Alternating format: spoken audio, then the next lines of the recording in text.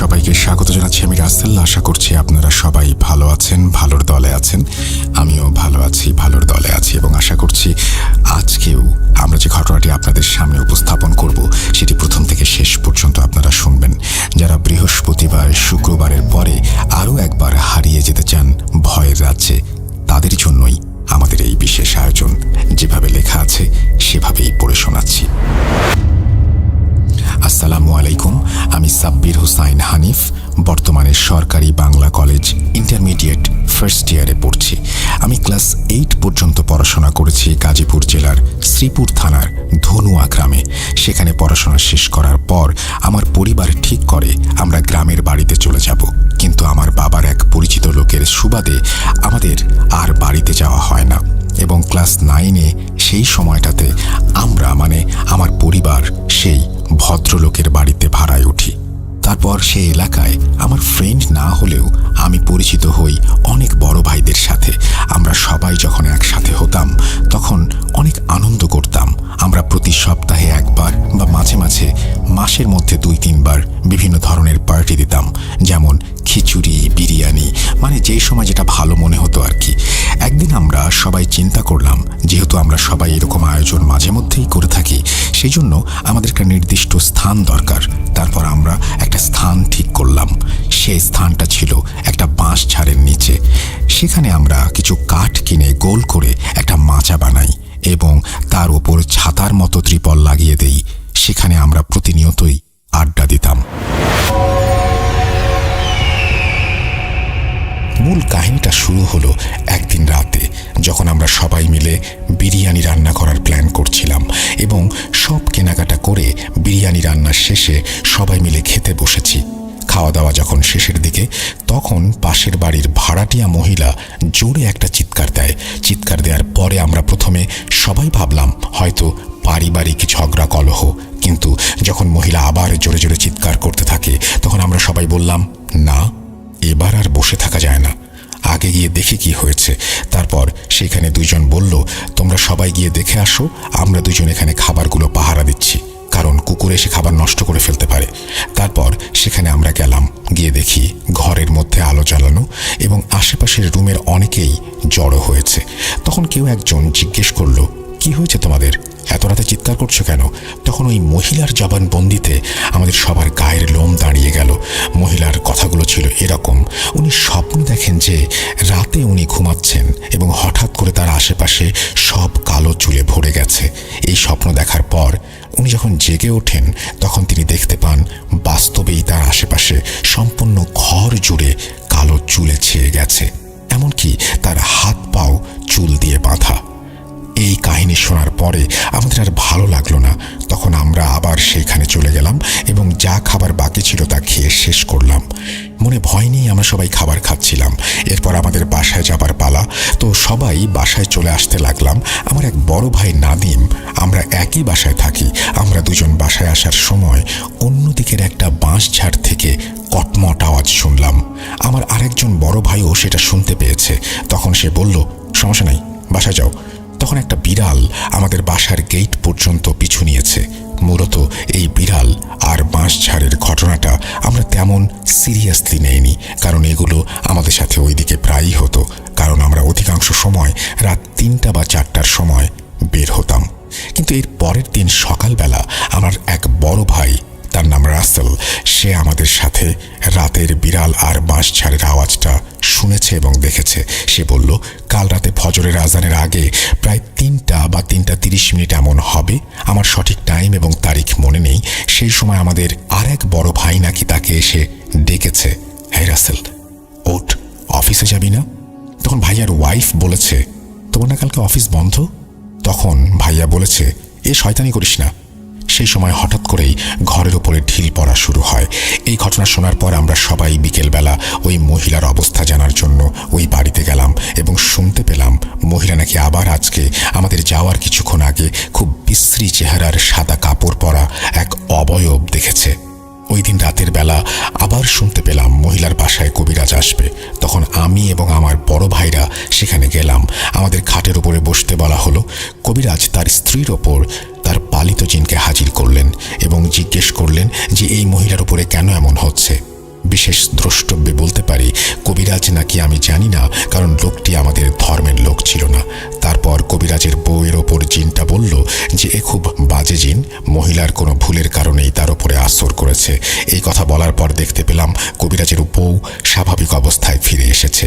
ঠিক সেই মুহূর্তে আবার ওই মহিলা বলছে সেই জিনটা নাকি ঘরের দরজার সামনে দাঁড়িয়ে হাসছে এবং খুব ভয়ঙ্কর চেহারা নিয়েই হাসছে। পরবর্তীতে মহিলাটি আবার তাড়াহুড়ো করে বলল যে দরজা থেকে এখন তার দিকে এগোচ্ছে। এই বলে মহিলাটি চিৎকার শুরু করলো। তখন কবিরাজ বলল, রোগী এখানে আছে, ডাক্তারও আছে, তাহলে সমস্যা কিসের? এখন তো আরো ভালোভাবে ওষুধ দিতে পারবো। তখন কবিরাজ সেই জিনকে মহিলার শরীরে আসর করায় এবং জিজ্ঞাসা করতে থাকে। বহু সময় পর মহিলারূপী জিন বলে সে ওই মহিলার মৃত খালার কবরের পাশে থাকতো এবং সেখানে মহিলাটি জুতো পায়ে তাদের গায়ের ওপরে পা দিয়েছে। সেই রাগে তার সাথে সে সব করেছে। কিন্তু কবিরাজ বলল, যেহেতু তোমার মেয়ের মতো, তাহলে ওকে কেন ভয় দেখাবে তুমি? তখন আর কোনো কথা বলে না। মহিলাটির শরীর ছেড়ে যেতে বললে অস্বীকার করে। তারপর কবিরাজ যখন তাকে বিরক্ত করতে লাগলো, তখন এক পর্যায়ে সে বলল যে মহিলাটির সন্তান না হওয়ার কারণ সেই ছিল মহিলাটির পেটে গর্ভে যখন সন্তান আসতো তখন ছোট থাকতেই সেই জিনটি সন্তানকে খেয়ে ফেলতো। মূলত এই পর্যন্ত আমরা সেই ঘরের ভেতর ছিলাম এবং এইটুকুই শুনেছি। আমরা আরও থাকতাম যদি না ওই ভাইয়া ঘর থেকে বেরিয়ে আসতে বলতো। একটা মহিলার কথায় তার সাথে তর্কে জড়িয়ে না যেত। এরপর শুনতে পারি মহিলাটির অবস্থা একটু উন্নতির দিকে, এখন সে আর কোনো প্রকার অবয়ব দেখছে না। এখানে আমি যেটা শুনেছি এবং যেই পর্যন্ত দেখেছি সেটাই লিখেছি। বানানের ভুলগুলো ক্ষমা সুন্দর দৃষ্টিতে দেখবেন। এই বলে তিনি তার ঘটনা শেষ করেছেন। আশা করছি ঘটনাটি ভালো লেগেছে। পৃথিবীতে কত অস্বাভাবিক ঘটনা ঘটে প্রতিদিন, প্রতিনিয়ত। আমরা তার সব খবর কি রাখি বা সব কিছু কি আমরা বুঝি? হয়তো বুঝি না। যাই হোক, এই ছিল ঘটনা। যদি ভালো লাগে অবশ্যই জানাবেন, যদি ভালো না লাগে তাও জানাবেন। ভালো থাকুন আপনারা সবাই। এতক্ষণ পর্যন্ত আমাদের সময় দেওয়ার জন্য অসংখ্য ধন্যবাদ। আল্লাহ হাফিজ।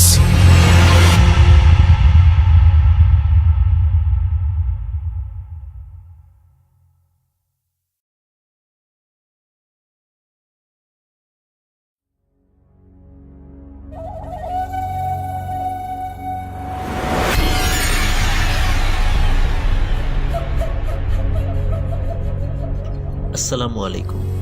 ভূত.com-এর সকল লিসেনারদেরকে জানাচ্ছি শুভেচ্ছা। আমি আফনান। এখন আপনাদেরকে এমন একটি গল্প শোনাতে যাচ্ছি লিসেনার্স, যে গল্পটি আমি এবং আমার টিম আমরা কালেক্ট করেছিলাম। আমরা যখন নওয়াপাড়া টি স্টেটে গিয়েছিলাম হবিগঞ্জ জেলার, এবং আপনারা ইতোমধ্যে একজন ব্যক্তির সাক্ষাৎকার দেখেছেন। তিনি হচ্ছেন আমাদের দুলালদা। উনি একজন চা শ্রমিক। ওনার কাছ থেকেই বেসিক্যালি ঘটনা সংগ্রহ করা, এবং আপনারা ইতোপূর্বে যে ঘটনাটি শুনেছেন একটি সাপের গল্প, এটিও ওনার কাছ থেকে কালেক্ট করা, এবং এখন যে গল্পটি আমি বলবো এটিও উনি আমাদেরকে বলেছেন। আমাদের সাক্ষাৎকারের একটি পর্যায়ে আপনারা শুনেছিলেন দুলালদা এক ধরনের লতার গল্প করছিলেন। ওনাদের ভাষায় এটাকে ভোলা লতা বলে। তো ওই ভোলালতা রিলেটেড একটি গল্প উনি পরবর্তীতে আমাদের সাথে শেয়ার করেন। সেই গল্পটি এখন আপনাদেরকে আমি বলতে যাচ্ছি। প্রিয় লিসেনার্স, এই ভোলালতা বিষয়ক কোনো বিষয় আসলে আগে থেকে আমার জানা ছিল না। হবিগঞ্জে নওয়াপাড়া টি স্টেটে গিয়ে দুলালদার সাথে কথোপকথনেই আমরা প্রথমে বিষয়টা জানতে পারি, এবং এই রিলেটেড ঘটনাও এর আগে আমি কখনো আসলে পাইনি, এবারেরটাই প্রথম। তো কথা না বাড়িয়ে আমি সরাসরি ঘটনাতে চলে যাচ্ছি। লিসেনার্স, দুলালদা উনি যেহেতু নওয়াপাড়া টি স্টেটের একজন চা শ্রমিক, তো উনি যে ঘটনাটি আমাদের সাথে শেয়ার করেছেন এটিও ওই নওয়াপাড়া টি স্টেটের একজন শ্রমিকের গল্প, কিন্তু উনি তার নামটা মনে করতে পারেন নাই, যার কারণে আমাদেরকে ওনার নামটা ঠিক বলতে না পারলেও ঘটনার সময় বা ঘটনার সব ডিটেলস আমাদেরকে বলেছেন। তো ওনারা একটা বিষয় আমাদেরকে বলেন, সেটা হচ্ছে যে চা শ্রমিকরা মাঝে মাঝে বাৎসরিক শিকার উৎসব করে। এটা বহু প্রাচীন তাদের একটা প্রথা। বছরের একটি নির্দিষ্ট সময়ে তারা দল বেঁধে শিকার করেন, এবং সেই শিকারের পদ্ধতিটা এখনো তারা উৎসবের মতো করে চালু রেখেছেন। বিশেষ করে তীর ধনুক নিয়ে তারা শিকারে নামেন। পাহাড় থেকে নেমে আসা বা পাহাড়ি টিলার এদিকে আশেপাশে বেসিক্যালি তারা খরগোশ, বন্য শূকর এই জিনিসগুলো তারা শিকার করে থাকেন। তো ওখানে থাকা যে সমস্ত নৃতাত্ত্বিক বা ক্ষুদ্র নৃগোষ্ঠী আছেন, তাদের খাদ্যাভ্যাসের সাথে আমাদের তো অবশ্যই পার্থক্য রয়েছে। তো তারা এই ধরনের শিকারগুলো হরহামেশাই করেন, বিশেষ করে বছরের একটি নির্দিষ্ট সময় একটু বেশি করে থাকেন। তো লিসেনার্স, এই শিকারগুলো যখন তারা করেন, দেখা যাচ্ছে যে রাতের বেলা যখন বের হয় তখন একজন একজন করে বের হয়, দলবদ্ধভাবেও বের হয়। তো সারা রাত ধরে শিকার করে সকালে ফিরে আসে। কেউ যদি কোনো কারণে ফিরে আসতে দেরি করে বা সকালে আসতে একটু দেরি করে, কেউ উদ্বিগ্ন হয় না যে হয়তো চলে তো আসবেই। তো এরকম একজন ব্যক্তি, উনি একটু সাহসী ছিলেন অন্যদের থেকে। উনি চিন্তা করলেন যে একা একা বের হব। এর পিছনে কয়েকটা কারণ ছিল। সেটা হচ্ছে যে যদি দল বেঁধে বের হয় তখন শিকার যদি ছোট হয় তখন সেই ভাগাভাগি একটু বেশি হয়ে যাওয়ার কারণে মানে নিজের ভাগে একটু কম পড়ে। এই জন্য অনেকেই আবার একা একা শিকারে বের হন, তবে সাধারণত দলীয়ভাবেই তারা বের হওয়ার চেষ্টা করেন। তো ওই ব্যক্তি উনি একা একা বের হন। উনি একা একা বের হয়ে যেদিকে শিকার পাওয়া যেতে পারে ওদিকে উনি রওনা দেন। তো সবাই যেদিকে যাচ্ছিলেন উনি আবার ওদিকে যাচ্ছিলেন না, কারণ উনি চিন্তা করলেন সবাই যেদিকে যায় ওদিকে তো আসলে শিকার পাওয়াটা পসিবল হয় না। আসলে সবাই উৎসবের মতো করেই যায়, শিকার পেতেই হবে এমন কোনো বিষয় নয়। যিনি শিকার পান তিনি বেশ মানে প্রশংসিত হন তার সমাজে, এই আর কি। তো উনি চিন্তা করলেন এইবার আমি একটি অপরিচিত জায়গায় বা যে জায়গাতে কেউ আসলে যেতে চায় না আশেপাশে, সেখানে যাব শিকারের জন্য। তো রাতের বেলা যখন উনি বের হওয়ার পরে যথারীতি উনি তীর ধনুক নিয়ে বের হন। উনি যখন বেশ আধা কিলোমিটার 1 কিলোমিটার এগিয়েছেন, হঠাৎ করে মানে ঝোপের মধ্যে মনে হলো যে বড় কিছু নড়াচড়া করছে। তো উনি চিন্তা করলেন হয়তো বা এটা যেহেতু বড়, মনে হয় বন্য শূকর হবে। উনি এই চিন্তাটা করেছেন। এই চিন্তা করে উনি ওই ঝোপের দিকে আস্তে আস্তে এগিয়ে যেতে থাকেন।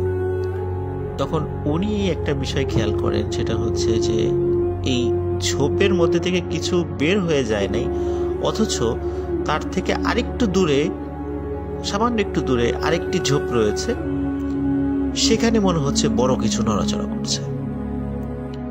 তো উনি একটু সন্দেহ করেন যে কি ব্যাপার, আমি তো এখান থেকে বের হয়ে যাওয়া দেখলাম না, বের হয়ে এই ঝোপ থেকে বের হয়ে তো ওইখানে যাই নাই, ওই ঝোপটাতে যাই নাই, তাহলে ওই ঝোপেও কি আর একটা আছে কি নাকি, উনি এই চিন্তা করেন।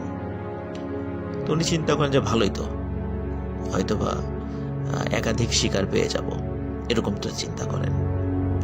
তো উনি আস্তে আস্তে পরবর্তী দ্বিতীয় পর্যায়ে যে ঝোপের নড়াচড়া দেখেছিলেন ওই দিকে যেতে থাকেন। তো যখন উনি ঝোপের আরেকটু কাছে আসেন তখন দেখেন ওখান থেকে আরেকটু দূরে আর একটা ঝোপের মধ্যে বড় একটা নড়াচড়া হচ্ছে। তো উনি এবারও চিন্তা করেন কি ব্যাপার, সাধারণত ঝোপের মধ্যে যদি শূকর থাকে মানুষের আসার বা পায়ের শব্দ শোনার পর তো সে বের হয়ে দৌড় দেয়, দৌড় দিয়ে হয়তো আর একটা ঝোপের মধ্যে যাবে, কিন্তু এই ঝোপে ওরকম শব্দ, ওই ঝোপে ওরকম হচ্ছে। তো উনি আসলে বিষয়টা বুঝতে পারেন না। উনি চিন্তা করেন হয়তো বা দলবদ্ধভাবে অনেকগুলো এরকম ঝোপের মধ্যে আছে, এটাও হতে পারে। তো উনি আবার পরবর্তী ঝোপের দিকে যান। আবার যখন ওই 3 নাম্বার ঝোপের কাছে যান, দেখেন ওই ঝোপে কোনো শব্দ, মানে সারা শব্দ নাই। তার থেকে আরেকটু দূরে আর একটা ঝোপের মধ্যে বেশ নড়াচড়া। তো উনি আসলে তখনও বুঝতে পারছেন না যে উনি আসলে মানে কোন একটা বিপদে পড়তে যাচ্ছেন। উনি মনে করেছেন হয়তোবা ওনার চোখ এড়িয়ে যাচ্ছে, এই ঝোপ থেকে ওই ঝোপে চলে যাচ্ছে। তো উনিও নাছোড়বান্দা যে উনি এটাকে স্বীকার করেই ছাড়বেন এই জিনিসটা কি। এইভাবে লিসেনার্স, উনি একটার পর একটা ঝোপ পার হতে হতে কোন দিক দিয়ে কোথায় যে চলে গেছেন উনি নিজেও জানেন না। উনি একটা সময় নিজেকে আবিষ্কার করেন যে চতুর্দিকে অসংখ্য টিলা, আশেপাশে বেশ ঝোপঝাড়, এমন একটা জায়গায় উনি আবিষ্কার করেন যে ওইটার পিছনে ছুটতে ছুটতে উনি এই জায়গাটাতে চলে আসছেন। তো তখন উনি আসলে বুঝতে পারেন নাই যে আসলে কিসের পিছনে ছুটছেন, আর যেটার পিছনে ছুটছেন এটাকে উনি আসলে দেখেনি নাই। আর উনি কারো দূর থেকে চিৎকার করে কারো হেল্পও নেয় নাই, এই কারণে, কারণ যেহেতু উনি চিন্তা করেছেন একাই শিকার করব, কারো হেল্প নিব না, এই জন্য উনি কারো সহযোগিতাও নেন নাই। কিন্তু এখন সমস্যা হচ্ছে যে উনি যে জায়গাটাতে এসেছেন এখন কোথাও কোনো নড়াচড়া নেই। এখন উনি চিন্তা করেন কি ব্যাপার, কোথাও নড়াচড়া নাই, আমি এই অন্ধকারের মধ্যে কোন জায়গাটাতে অনুমানে সেখানে তীর ছুড়ব বা সেখানে যাব। তো উনি বেশ কনফিউজড হয়ে পড়েন যে আমি আসলে কোন দিকে যাব এখন, আশেপাশে তো অনেক ঝোপঝাড়। তো উনি চিন্তা করেন আমি একটু অপেক্ষা করি, দেখি একটু হলেও তো নড়াচড়া কোথাও শোনা যাবে, তাহলে যেদিকে নড়াচড়া শোনা যাবে ওই দিকেই যাব। তো উনি অনেকক্ষণ ধরে ওয়েট করছেন, প্রায় 2 ঘন্টা 3 ঘন্টা পর হঠাৎ করে ওনার পেছন দিকে একটু নড়াচড়া উপলব্ধি করেন উনি, যে হয়তো বা পেছনে কোনো প্রাণী বা কোনো কিছু আছে। তো উনি আস্তে করে ঘুরে তাকান, যেহেতু অন্ধকার উনি ওখানে তেমন কিছু দেখতে পাচ্ছিলেন না।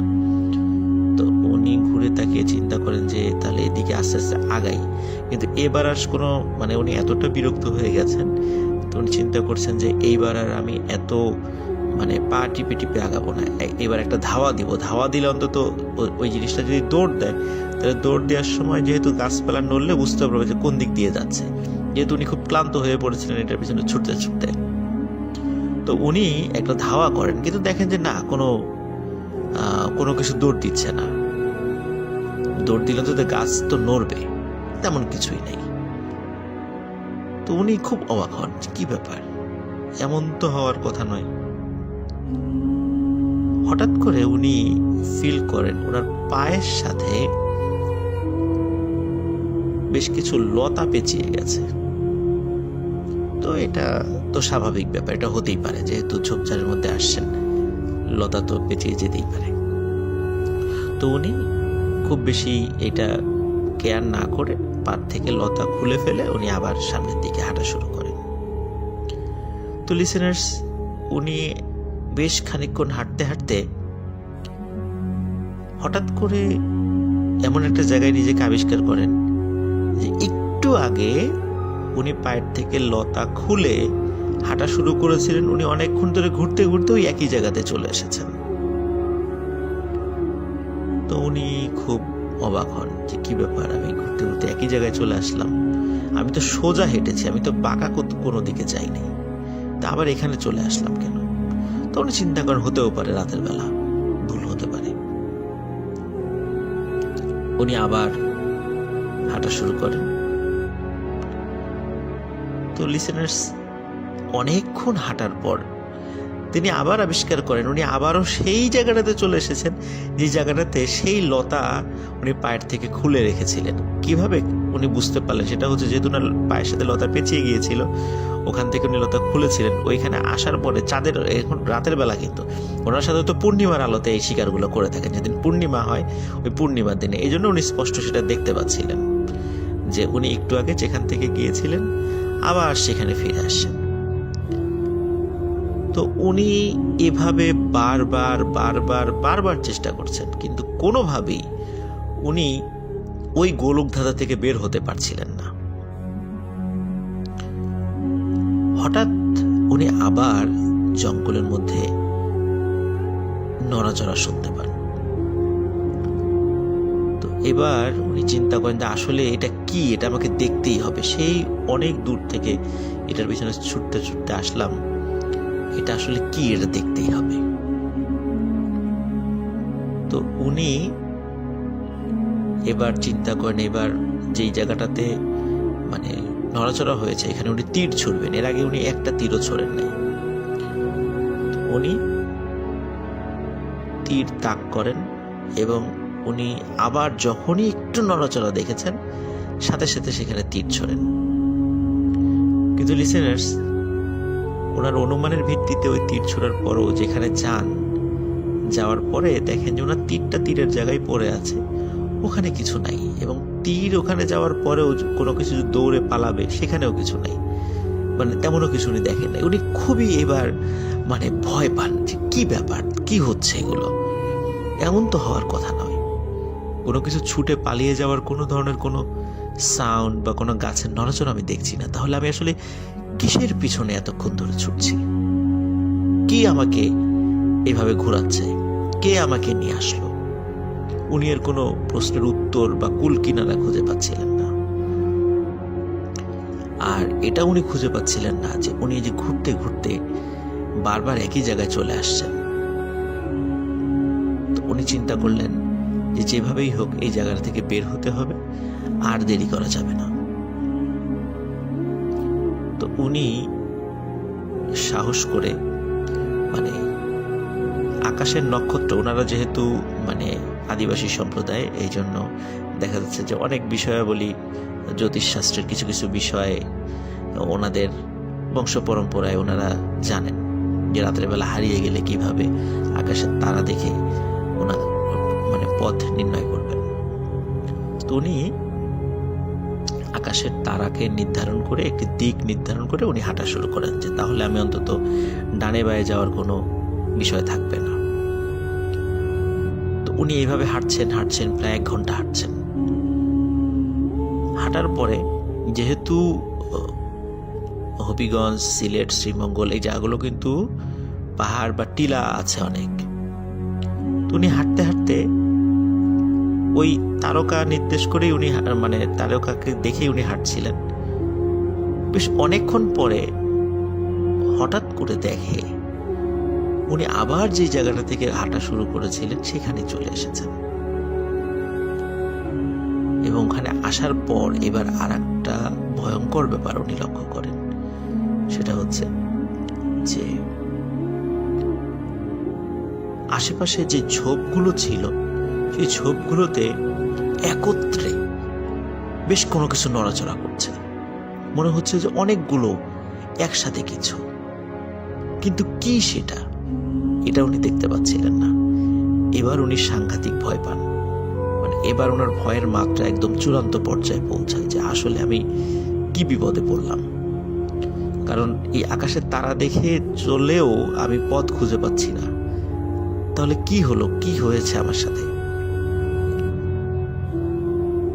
তো উনি ভয়ে সেন্সলেস হয়ে যাবেন, কিন্তু যাওয়ার আগ মুহূর্তে ওনার যতটুকু মনে আছে উনি যেটা পরবর্তীতে সবাইকে বলেছিলেন সেটা হচ্ছে যে সেন্সলেস হওয়ার আগ মুহূর্তে উনি দেখেছিলেন যে এই যে ঝোপগুলোর মধ্য থেকে অনেক লম্বা মানে লতা পাতার মতো কিছু বের হয়ে আসছে।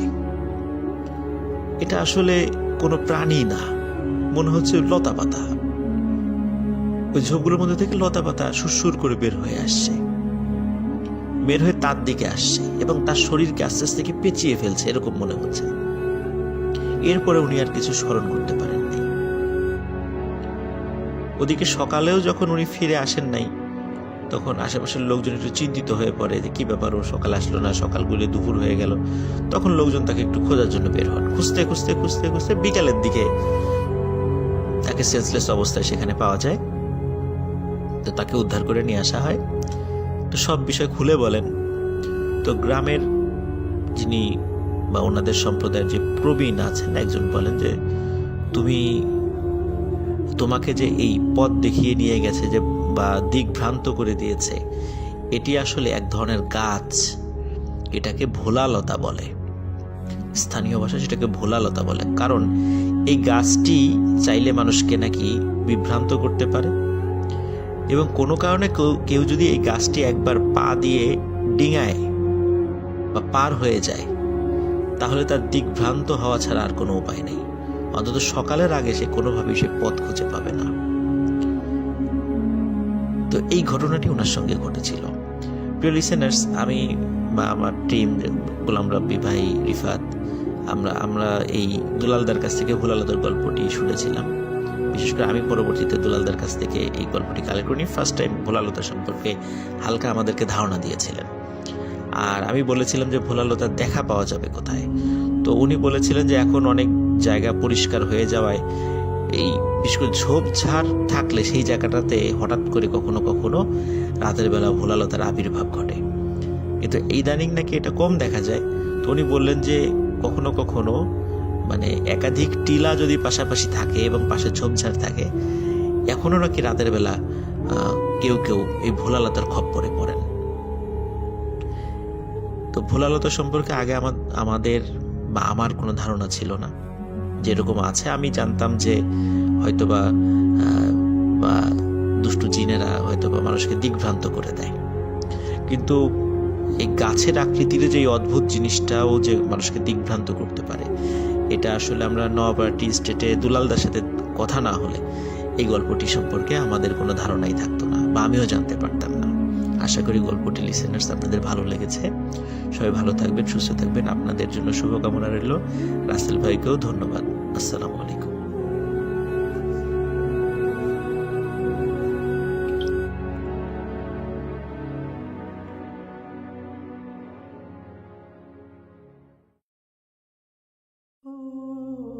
আসসালামু আলাইকুম প্রিয় লিসেনার, আশা করি সবাই ভালো আছেন। আমি গোলাম রাব্বি আছি আপনাদের সাথে একটি নতুন ঘটনা শোনার জন্য। ঘটনাটি 1992 সালের দিকে ঘটে। আমাকে যিনি ঘটনা শেয়ার করেছেন উনি ওনার নাম প্রকাশ করতে অনিচ্ছা প্রকাশ করেছেন, সেজন্য আমি ওনার নাম প্রকাশ করছি না। যাকে নিয়ে ঘটনা ঘটে ওনার নাম ধরে নিচ্ছি কালু।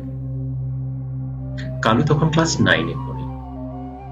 ওর স্কুলে ওরা বন্ধুরা প্রতি বছর একত্র হয়ে একটা বনভোজনের আয়োজন করে, যেখানে একজন পার্টিসিপেন্ট এক একটা জিনিস দেয়। একজন চাল, একজন ডাল, একজন তেল, আর একজন মাংস। তো যথারীতি কালুর উপর দায়িত্ব পড়ে মাংস দেওয়ার। মাংসটা কেন কালুর উপর দেওয়ার দায়িত্ব পড়ে সেটার বিষয়টা একটু আলাদা। কালুর ফ্যামিলি অর্থাৎ কালুর বাবা, সে আসলে চুরি পেশার সাথে সম্পৃক্ত ছিল, সেজন্য কালু কিছুটা চুরি বিদ্যা রপ্ত করতে পেরেছিল, আর তার জন্য কালুর উপর মাংস দেওয়ার দায়িত্ব পড়ে। তো যথারীতি কয়েক ঘন্টার মধ্যে সবাই সবার জিনিসগুলো ওখানে জমা দেয় এবং কালু তার কথা মতো একটি মুরগি ওখানে জমা দেয়।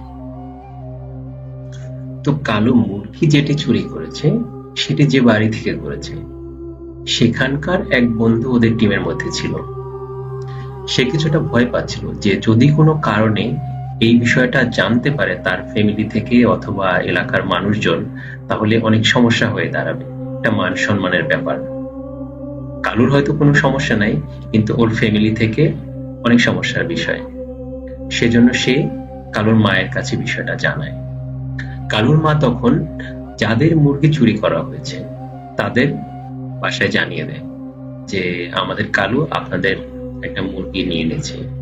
সেটা ওর মা করেছিল কারণ যেন কালুর উপরে টর্চারটা কম হয় বা কোনোভাবে যদি তারা মাফ করে দেয় সেজন্য। কিন্তু কালুকে খুঁজে বের করে ধরে নিয়ে আসা হলো।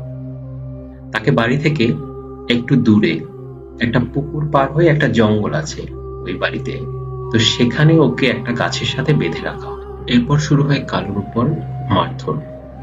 ওকে প্রচন্ড মার দেওয়া হয় গাছের সাথে বেঁধে। এদিকে ওকে ধরে ফেলার ঘটনা সর্বত্র এলাকায় ছড়িয়ে পড়ে। ওর স্কুল থেকে ওর বন্ধু বান্ধব, ক্লাসমেট, ক্লাস শিক্ষকরা সবাই বিষয়টা জানতে পারে এবং সবাই ওকে দেখতে আসে। ওখানে অনেক ভিড় হয়ে যায়।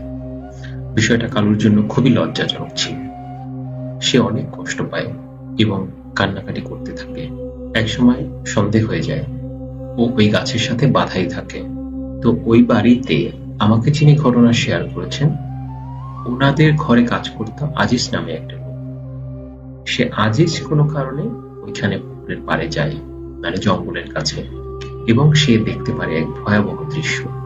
সে দেখতে পায় বড় একটি গাছের ডালে দড়ি দিয়ে সেটায় ঝুলে আছে কালু, এবং তার চোখ বেরিয়ে আসছে, তার জিহ্বা সেটাও বড় হয়ে ঝুলে আছে। সে এই দৃশ্য দেখে চিৎকার করে এবং দৌড়ে তাদের বাড়িতে আসে। বাড়িতে এসে সবাইকে বলে সেই ঘটনা। এরপর যাদের কাছে আজিজ ঘটনাটা বলে, তারা একটা দাও নিয়ে ওইখানে গিয়ে হাজির হয় এবং তারাও ওই সেই ভয়ানক দৃশ্য দেখতে পায় যে কালু গাছের ডালে গলায় দড়ি দিয়ে ঝুলে আছে, তার সে ভয়ানক চেহারা, চোখ লাল হয়ে আছে এবং বাইরে বের হয়ে আছে, এইরকম অবস্থা। তারপর তাকে ধরাধরি করে ওই গাছ থেকে নামানো হয়। সে গাছ থেকে নামার পরে শুধু চিৎকার করতে থাকে, আমাকে ছেড়ে দাও, আমি চলে যাব, আমাকে ছেড়ে দাও, আমি চলে যাব। সবাই অবাক হয়ে জিজ্ঞেস করে, তুই কোথায় চলে যাবি? সে আর কোনো উত্তর দিচ্ছে না, শুধু সবাইকে গালাগালি করছে আর বলছে, আমাকে ছেড়ে দাও, আমি চলে যাব। এরপর সবাই ওকে জোর করে ধরে বাড়িতে নিয়ে আসে। বাড়িতে নিয়ে এসে একটা রুমের ভিতরে ওকে রাখা হয়। তো ওই বাড়িতে ছোট ছেলে মেয়ে যারা ছিল তারা দরজার ফাঁক দিয়ে বা জানলা দিয়ে ভিতরে দেখতো কালু ভিতরে কি করে। যদি কালু ওখানে দেখতে পেত কাউকে, সে প্রচন্ড জোরে চিৎকার দিত এবং চিৎকার করে গালাগালি করতে থাকতো আর বলতে থাকতো, আমাকে যেতে দে, আমি চলে যাব। এভাবে সময় গড়িয়ে অনেকদিন পার হয়, মাসখানেক বা তার কিছু বেশি সময় হবে। এরপরে কালু আস্তে আস্তে সুস্থ হতে থাকে। তখন সবাই তাকে জিজ্ঞাসা করে, আসলে তোর সাথে কি হয়েছিল, কেন তুই আত্মহত্যা করতে গিয়েছিল? কালু তখন তুলে ধরে তার সাথে ঘটে যাওয়া সেই ঘটনা। সে বলে, আমাকে যখন ওখানে বেঁধে সবাই রেখে আসে তখন আমার খুব খারাপ লাগছিল। আমার স্কুলের বন্ধু বান্ধব আমাকে দেখতে আসতো এবং এসে আজে বাজে কথা বলতো, আমাকে গালাগালি করতো। আমার খুব খারাপ লাগছে, সেজন্য আমি কান্নাকাটি করছিলাম অনেকক্ষণ থেকে। তারপরে সবাই যখন ওখানে থেকে চলে আসে, তখন যখন সন্ধ্যা নামে আমি দেখতে পাই দূর থেকে সাদা কাপড় পরা একজন কেউ আমার দিকে এগিয়ে আসছে। আমি দেখে প্রচন্ড ভয় পেতে থাকি। অবয়ব দেখে আমি বুঝতে পারি না সে আসলে পুরুষ না মহিলা। তো একসময় তার ভয়েস শুনে বুঝতে পারি একজন মহিলা। সে আমাকে বলছে, তুই আমার সাথে চলে আয়, তোর আর কোনো কষ্ট হবে না, আমার সাথে থাকলে তুই অনেক শান্তিতে থাকতে পারবি। দৃশ্য দেখে আমি প্রচন্ড ভয় পেয়ে যাই এবং আমি কেন জানি না আমি ওই মহিলার পিছনে পিছনে আমি হাঁটতে থাকি। হাঁটতে হাঁটতে হঠাৎ টের পাই আমি একটি গাছের উপরে আমাকে উঠানো হচ্ছে এবং আমার গলায় দড়ি পরিয়ে দিচ্ছে, কিন্তু আমি হাত থেকে কিছুই করতে পারছি না। আমার গলায় দড়ি পরিয়ে এরপর আমাকে ঝুলিয়ে রাখে। আমার তখন দম বন্ধ হয়ে যাচ্ছিল, বারবার মনে হচ্ছিল আমি মনে হয় মৃত্যুর কাছাকাছি চলে আসছি। এর পরের বিষয়গুলো আপনারা জানেন। কিন্তু যখন আমাকে বাড়িতে নিয়ে আসা হয় তখন আমাকে কেন যেন মনে হচ্ছিল যে ওই মহিলা আমাকে শুধু বারবার ডাকছে, তুই চলে আয়, তুই চলে আয়, এভাবে করে। এরপর আর কালুর কোনো সমস্যা হয় না, সে এখন ভালো আছে। সে ওই এলাকায় দূরে একটি ছোট্ট দোকান দিয়ে সেখানে তার ব্যবসা চালিয়ে যাচ্ছে। তো লিসেনার, এই ছিল ঘটনা। আশা করি ঘটনাটি আপনাদের ভালো লেগেছে। সবাই ভালো থাকবেন। আসসালামু আলাইকুম।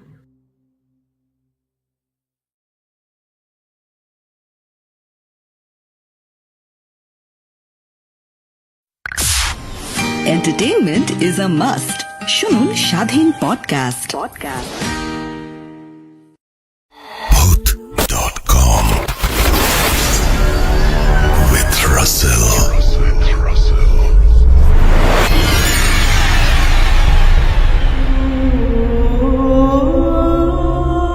আসসালামু আলাইকুম প্রিয় রাসেল ভাই এবং প্রিয় লিসেনার্স, আমি মোহাম্মদ মেহেদি হাসান মাহাদি রংপুর বিভাগ থেকে বলছি। আমি বর্তমানে রংপুর জিলা স্কুলে অধ্যয়নরত রয়েছি এবং আমি এবছরের একজন এসএসসি পরীক্ষার্থী, অর্থাৎ 2022 সালে এসএসসি পরীক্ষা দেব। তো আমি যখন এই যখন এই অডিও ক্লিপটি রেকর্ডিং করছি তখন 3 আগস্ট আজকে। তো 4 আগস্ট আমার জন্মদিন, তাই ভাবলাম যে জন্মদিনের আগে একটা ঘটনা পাঠিয়ে দিই, তাই আসলে এই ঘটনাটি পাঠানো। তো আজকে মূলত আমি একটি ঘটনা নয়, 2টি ঘটনা শেয়ার করব এবং এই 2টি ঘটনাই কিন্তু বাজার কেন্দ্রিক এবং গ্রামের বাজার কেন্দ্রিক। তো প্রথম যে ঘটনাটি আমি বলতে যাচ্ছি সেটি আমাদের রংপুর বিভাগের নীলফামারী জেলার কিশোরগঞ্জ উপজেলার, অর্থাৎ কিশোরগঞ্জ আমাদের গ্রামের বাড়ি। তো আমার গ্রামের বাড়ির একটি ঘটনা, সেই এলাকার ঘটনা। তো এই ঘটনাটি আমি কালেক্ট করেছি আমার আম্মুর খালাতো ভাইয়ের কাছ থেকে। তার নাম মোহাম্মদ খলিলুল্লাহ ইব্রাহিম এবং তিনি বর্তমানে একজন আলিমের স্টুডেন্ট এবং তিনি এই বছর আলিম পরীক্ষা দেবেন। তো তিনি আসলে মূলত আমাকে 2015 সালে বলেন যে ভূত এফএম নামে একটা শো রেডিও ফুর্তিতে হয় এবং আমি মূলত তার কাছ থেকে শুনেই আসলে ভূত এফএম শোনা শুরু করি। সেই 2015 সাল থেকে শুনছি নিয়মিত। তারপর অবশ্য মাঝখানে ভূত এফএম বন্ধ হওয়ার কারণে প্রায় অনেকদিন জানতাম না যে ভূত.com নতুন করে শুরু হয়েছে। আমি গত বছরের সেপ্টেম্বর না অক্টোবরে সম্ভবত ফেসবুকে আপনাদের গ্রুপ দেখতে পেয়ে তখন জানতে পারি যে আপনি আসলে নতুন একটি শো শুরু করেছেন। তো আসলে ভূমিকায় অনেক কিছুই বলে ফেললাম, আমি আর ভূমিকা বাড়াবো না। আমি সরাসরি আমার প্রথম ঘটনাটি এখন শেয়ার করব। তো প্রথম ঘটনাটি তো আমাকে সেই খলিল মামা দিয়েছেন। তাদের বাড়িটি হচ্ছে কিশোরগঞ্জ উপজেলার দুরাকুটি নামক একটি গ্রাম, সেই গ্রামে। এবং ওই গ্রামে একটি বাজার রয়েছে, বাজারটির নাম হচ্ছে নান্নুর বাজার। তো এটি আসলে অনেক পুরনো একটি বাজার। বাজারটির নামকরণের পিছনে একটি আসলে কারণ রয়েছে বা একটি ছোট ঘটনা রয়েছে। সেটি হচ্ছে আজ থেকে প্রায় 150 বছর আগে, অথবা সম্ভবত আমি যদি ভুল করে আছি তাহলে এটা 1900 সালের আগের কথা। তখন ওই জায়গাটায় আসলে তেমন কোনো বাজার ছিল না বা লোকালয়ও খুব একটা ছিল না। তো ওখানে ওখানে কালী পুজো হতো, ওখানে কালী পুজোর একটা মণ্ডপ ছিল সেই সময়, এবং এই জন্য জায়গাটার নাম আসলে ওদের আঞ্চলিক ভাষায় কালীস্থান বা এরকম একটা কিছু বলা হয়।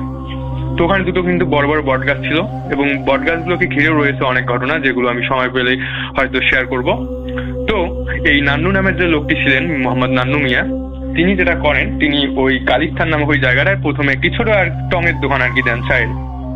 এবং তিনি যেহেতু গ্রাম এলাকায় এবং ওই এলাকায় তখন তেমন কোনো দোকান ছিল, তার দোকান ভালোই চলতো, এবং তার এই দোকান চলাচলি দেখে সেও দোকানটা ধীরে ধীরে বড় করে, এবং তার দেখা দেখি আরো অনেকে আসলে সেখানে দোকান দেয়, এবং ওখানে ছোটখাটো একটা বাজার হয়। তো যেহেতু প্রথম নান্নু নামের লোকটি ওখানে দোকান দেন, এই কারণে বাজারটির নাম নান্নুর বাজার। তো এটি তো হচ্ছে 1900 সালের আগের কথা, যখন আসলে এই বাজারটি প্রতিষ্ঠিত হয়। এবং আমি এখন যে ঘটনাটি শেয়ার করব, এই ঘটনাটি হচ্ছে দেশ বিভাগের আগের, না হলেও এটা 1930 বা 1935, 1930 থেকে 1935 সালে যে গ্যাপটি রয়েছে, এই গ্যাপের মধ্যে হয়তো হবে। তো যে দুজন ব্যক্তির সাথে ঘটনাটি ঘটেছিল, খলিল মামা তাদের নাম আমাকে বলেছিলেন, কিন্তু আমি সেই নাম দুটি এখন ইউজ করবো না, আমি তাদের ছদ্মনাম ব্যবহার করব। তো একজনের নাম ছিল আজমল হক এবং একজনের নাম ছিল আসমত হক। তো আজমল হক আর আসমত হক অনেক ভালো বন্ধু ছিলেন। তারা দুজন একসাথে বিভিন্ন জায়গায় যেতেন, কোথাও গেলে একসাথে ছিলেন, এবং তারা কিন্তু প্রায় সমবয়সী ছিল, এবং গ্রামে তাদের বন্ধুত্ব প্রায় সবাই জানতো। তো তারা যখন দুজনে প্রায় তাদের বয়স যুবক বয়সে তারা উপনীত হয়েছে, তাদের বয়স 24-25 বা এরকম, তারা প্রতিদিন যেটা করতো, তারা মাগরিবের নামাজের পরে তাদের যে ওই নান্নুর বাজার ছিল, সেই বাজারে তারা দুই বন্ধু যেত মাগরিবের নামাজ পড়ে বের হয়ে, এবং তারপরে তারা সেখানে আড্ডা দিয়ে ওখানে আর কি এশার নামাজটা পড়তো। পড়ার পরে যেটা করতো, তারা আরো বেশ কিছুক্ষণ আড্ডা দিয়ে বাড়ির যদি কোনো খরচ সদাই থাকতো সেগুলো করে একদম রাতের দিকে বাড়ি ফিরতো। তো গ্রাম অঞ্চলে আমরা যেটা জানি যে রাতে কিন্তু খুব তাড়াতাড়ি সবাই ঘুমিয়ে যায়। অবশ্য এখনো সবাই খুব তাড়াতাড়ি গ্রামে আসলে নির্জন পরিবেশ সৃষ্টি হয় রাতে, কিন্তু তখন তো তখনকার দিনে তো ইলেকট্রিসিটি অতটা ছিল না, বা আলো বলতে যে জিনিসটা রাতের বেলা, সেটা জন্য কুপি বা হারিকেন এসবই ছিল, চার্জার লাইট বা ইলেকট্রিসিটি এরকম ততটা ছিল না, যেহেতু সময়টা 1930 বা 1935 সালের দিকে। তো এনারা আসলে যেটা করতেন, এনারা রাত 10টা 10:30 হতে হতে দুজন একসাথে বাড়ি চলে আসতেন। তো একদিন যেটা ঘটে রাসেল ভাই, তারা দুজনে মাগরিবের পরপরই তারা বাজারের উদ্দেশ্যে রওনা দেন এবং বাজারে পৌঁছেন। তারপর তারা বাজারে বেশ কিছুক্ষণ আড্ডা দেন, এশার নামাজ পড়ে আরো অনেকক্ষণ তারা প্রায় সেখানে বাজারে অবস্থান করেন, এবং ধীরে ধীরে বাজার থেকে কিন্তু মানুষ চলে যেতে থাকে, এবং অনেক দোকানপাটও বন্ধ হয়। তো তারা আসলে একটা চায়ের দোকানে বসে আড্ডা দিচ্ছিলেন। এমন সময় আসমত হক বলেন যে আমি একটু একটু ওয়াশরুমে যাব। আসলে তার আসলে কি প্রকৃতিটাকে সাড়া দেওয়ার জন্য ওয়াশরুমে যেতে চান। তো তিনি স্বাভাবিকভাবে সেখানে যান, এবং তার কাজ শেষে তিনি সেখান থেকে সরাসরি বাড়ির পথে রওনা দেন। এখানে বাজারে যে আজমল হক ছিলেন, আজমল হকের কথা তার মনেই ছিল না। তিনি ওখান থেকে উঠেই সরাসরি আসমত হক যেটা করেন, তিনি তার বাড়ির উদ্দেশ্যে রওনা দেন, এবং তিনি ওখান থেকে সরাসরি বাড়ি চলে আসেন। তো অনেকক্ষণ হয়ে যায়, 5 মিনিট 10 মিনিট এভাবে করতে করতে প্রায় 1-1.5 ঘন্টা হয়ে যায়। তো আজমল হক এখন চিন্তা করেন যে আসমত হক কি তাহলে বাড়ি চলে গেল তাকে ফেলে, নাকি তার কোনো বিপদ আপদ হলো কিনা। কারণ যেহেতু রাতের বেলা, এবং তখন অনেক ডাকাতও আমরা জানি যে একটা সময় বাংলাদেশে অনেক ডাকাত ছিল, রাতের বেলা রাতের অন্ধকারে মানুষকে করতো। তো সেই অর্থে তিনি একটু ভাবেন যে তার বিপদ আপদ হলো কিনা, এটা ভেবে আর কি তিনি কোনো কুল কিনারা পাচ্ছিলেন না। আরো কিছুক্ষণ থাকার পর যখন চায়ের দোকানওয়ালা আবার যেটা করতেন, কয়েকটা দোকানের লোক আবার ওই দোকানের ভিতরেই থাকতেন, তারা নিজেদের দোকানের ভিতরে। তো চায়ের দোকানওয়ালা দোকান বন্ধ করবেন, এজন্য আজমল হক যেটা করেন, তিনি দোকানওয়ালার বিল পরিশোধ করে দিয়ে তিনি ভাবেন যে যাই বাড়ি গিয়ে দেখি কি হয়। তো তিনি রাসেল ভাই যেটা ঘটে, তিনি যখন উঠবেন, অর্থাৎ তিনি যখন চায়ের দোকানের বেঞ্চি থেকে উঠেন, তিনি ওঠার সাথে সাথেই দেখেন যে দূর থেকে আসমত হক তার দিকে এগিয়ে আসছে। তো তিনি এটা দেখার পরে একটু চিন্তামুক্ত হন যে যাক, আসমত হক তাহলে সুস্থ স্বাভাবিকভাবেই রয়েছেন, তার কোনো ক্ষতি বা বালা মুসিবত কিছুই হয়নি। এরপরে তিনি তাকে বলেন, কি তুমি কোথায় গিয়েছিলে? আমি তো তোমার চিন্তায় অস্থির হয়ে গিয়েছিলাম, তুমি কোথায় ছিলে? তখন আসমত হক বলে, আমি কোথাও না, আমি একটু ওখান থেকে আমার কাজ শেষে আমি একটু সামনে গিয়েছিলাম এবং সেখান থেকে ফিরে আসলাম। তো দুই বন্ধুতে রাস্তা চলা শুরু করে, কিন্তু এখানে একটা জিনিস আজমল হক খেয়াল করেন, তারা দুই বন্ধু যখন একসাথে থাকতো তখন কিন্তু মানে তারা বিভিন্ন বা বিচিত্র বিষয় নিয়ে বিভিন্ন আলোচনা করতো, বিভিন্ন কথাবার্তা বলতো। এজন্য তাদের আসলে ভালোই একটা নাম ডাকছিল। এবং তারা যখন স্কুল কলেজে পড়ালেখা করতো তখন শিক্ষকরা তাদেরকে প্রায় মানে ক্লাসে ডিস্টার্ব দেওয়ার কারণে মানে শাস্তি দিতেন। তো সেদিন তিনি যেটা আজমল হক যেটা লক্ষ্য করেন যে পুরো রাস্তা বাড়ি পর্যন্ত আজমল হক আসেন, কিন্তু আজমল হকের মুখ থেকে কোনো কথা বের হয় না। মানে আজমল হক যেটাই বলে যাচ্ছেন সেটাই শুধু আজমল হক হ্যাঁ হু বা মাথা নাড়ানাড়ি করছেন, কিন্তু তেমন অর্থে তিনি কোনো কথা বলছেন না। তো এখানে একটা জিনিস আপনি খেয়াল করবেন, তিনি কিন্তু শুরুতে বলেছেন যে তিনি একটু কাছে গিয়েছেন এবং চলো এখন আমরা বাড়ি যাই। আজমল হকের এই কথাটা বলে কিন্তু যাত্রা শুরু করেন এবং পুরো যে রাস্তা আসে এই রাস্তায় তিনি কোনো কথা বলেন না। এবং আজমল হক আরেকটি বিষয় খেয়াল করেন যে মানে আজমল হক একদম আজমল হকের সাথে মানে একদম মানে তারা যে ক্লোজ হবে সেই ক্লোজ হয়ে যাচ্ছে না, তাদের মাঝে একটা ডিস্টেন্স মানে এমনি স্বাভাবিকভাবে যে ডিস্টেন্স থাকতো তাদের মাঝে সেই ডিস্টেন্সটা নেই, তার থেকে বেশি ডিস্টেন্সে তারা রয়েছেন। তো এটাকে আসলে আজমল হক স্বাভাবিকভাবে নেন, ভাবেন যে হতে পারে এরকম মানুষের। তো তারা যখন বাজার থেকে তাদের বাড়ি হেঁটে যেতে কমপক্ষে 15 থেকে 20 মিনিট বা এরকম সময় লাগার কথা, তো তারা বাড়ির কাছাকাছি যখন চলে আসে, এখানে একটা কথা বলে নেই যে আজমল হকের বাড়ি পার হয়ে মানে বাজার থেকে যদি কেউ আসতে যায় তাহলে আজমল হকের যে বাড়িটা যে জায়গায় রয়েছে সেই জায়গা পার হয়ে আজমল হকের বাড়ি পর্যন্ত যেতে হয়। তো প্রতিদিন আজমল হক আসার সময় আজমল হককে সাথে নিয়ে তারপর বাজার যায় এবং যাওয়ার সময় আজমল হক আগে বাড়িতে যায়, তারপর আজমল হককে রেখে আজমল হক তার বাড়িতে যান, যেহেতু তা আজমল হকের বাড়িটা পেরিয়ে আজমল হকের বাড়ি যেতে হয়। তো এখানে একটা জিনিস যেটা ঘটে যে আজমল হকের বাড়িটা কিন্তু মানে এখনো তাদের বাড়িতে একটি তেঁতুল গাছ রয়েছে, মানে বাড়ির পিছনে অনেক বড় একটা তেঁতুল গাছ, সেটা সেই তেঁতুল গাছটা তখনও ছিল এবং ওই তেঁতুল গাছের নিচে কিন্তু একটি পুকুর রয়েছে, অর্থাৎ পুকুর পাড়ে তেঁতুল গাছটি রয়েছে এবং ওই পুকুরটি এখনো রয়েছে এবং আজমল হকের বাড়ি যেখানে ছিল সেখানে রয়েছে, যদিও বা তখন টিনের বাড়িঘর বা এরকম কিছু ছিল, কিন্তু বর্তমানে সেটি দালান কোঠার বাড়ি হয়েছে। কিন্তু ওই পুকুরটা এবং তেঁতুল গাছটা এখনো রয়েছে। আর তেঁতুল গাছ কেন্দ্রিক অনেক ঘটনা রয়েছে, মানে অনেক ঘটনা কি যে এখানে এই তেঁতুল গাছটিতে মানে জিনের বাস ছিল একটা সময় এবং এখনো আছে কিনা সেটা কেউ জানে না, কিন্তু এখন পর্যন্ত কেউ ওই তেঁতুল গাছে কি ওঠার সাহস পায় না। তো তারা যখন একদম বাড়ির কাছাকাছি চলে আসেন তখন হঠাৎ করে আজমল হক তাকে বলে যে আসো পুকুর পাড়ে যায় এবং তারা দুজন একসাথে পুকুর পাড়ে যান। তো আজমল হক তখন একটা ঘোরের মধ্যে চলে গিয়েছিলেন। তো আজমল হক তখন তাকে বলে যে চলো আমরা এখন মাছ ধরবো। তো আজমল হক প্রথমে একটু ভাবেন যে এত রাতে মাছ ধরতে যাচ্ছে মানে, আর তারপর এখানে একটা জিনিস বলে রাখি, আজমল হক উনি গ্রামে বেড়ে উঠলেও কিন্তু উনি সাঁতার জানতেন না, এজন্য উনি পুকুর বা নদীতে মানে অতটা মানে নামতেন না। তো তিনি নিজে থেকে মাছ ধরতে যাচ্ছেন। তো এখানে এই বিষয়টা একটু মানে উইয়ার্ড লাগে আজমল হকের কাছে। এরপরে যেটা ঘটে রাসেল ভাই, যে আজমল হক পুকুরে নামেন এবং পুকুরে নামার পর মানে উনি যখন হাঁটু সমান পানিতে নামেন এমন সময় আজমল হকের হুঁশ ফেরে এবং তিনি তখন ভাবেন যে না এটা হয়তো মানে ওনার সাথে প্যারানর্মাল কিছু বা খারাপ কিছু ঘটছে, উনি এরকম কোনো ইঙ্গিত পান। তো উনি সাথে সাথে পিছনে ফেরেন, মানে পিছনে মানে 2-1 কদম পিছনে সরে যান এবং ওনার মুখ কিন্তু তখনও কিন্তু পুকুরের দিকে ছিল।